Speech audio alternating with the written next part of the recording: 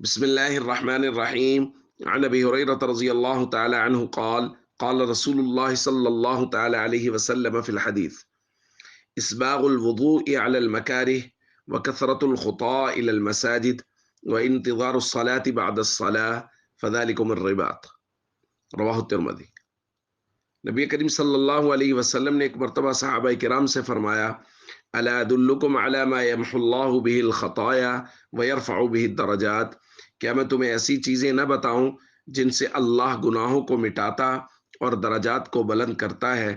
صحابہ کرام نے عرض کیا: کیوں نہیں یا رسول اللہ، ضرور بتائیے۔ تو آپ نے تین چیزوں کا ذکر فرمایا۔ نمبر ایک، اسباغ الوضوء علی المکارہ، ناگواری کے باوجود مکمل وضو کرنا۔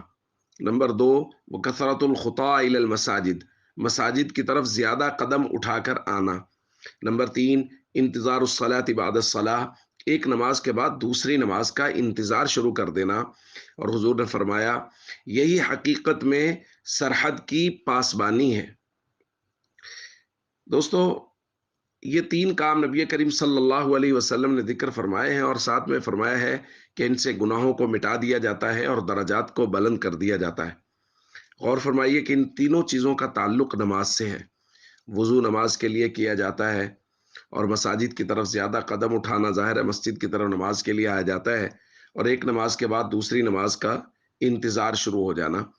تو نماز چونکہ ارکان اسلام میں سے سب سے بنیادی رکن ہے، یعنی کلمہ شہادت کے بعد یہ سب سے بنیادی رکن ہے، اس لیے اس قدر تاکید فرمائی ہے کہ جو نماز پڑھے گا، ظاہر ہے اس کے گناہ معاف ہو جائیں گے، جیسا کہ قرآنی اصول ہے، ان الحسنات یذہبن السیئات، جو نیکیاں کرتا ہے تو نیکیاں گناہوں کو مٹا دیتی ہیں، اور اس کے ساتھ ساتھ درجات کو بھی نماز کے ذریعے سے بلند کیا جاتا ہے۔ اس لیے ہم سب کو چاہیے ہم ان تین کاموں کو پوری پابندی اور پاسداری کے ساتھ کریں، تاکہ ہمارے درجات کو بلند کر دیا جائے اور ہمارے گناہوں کو مٹا دیا جائے۔ السلام علیکم ورحمۃ اللہ وبرکاتہ۔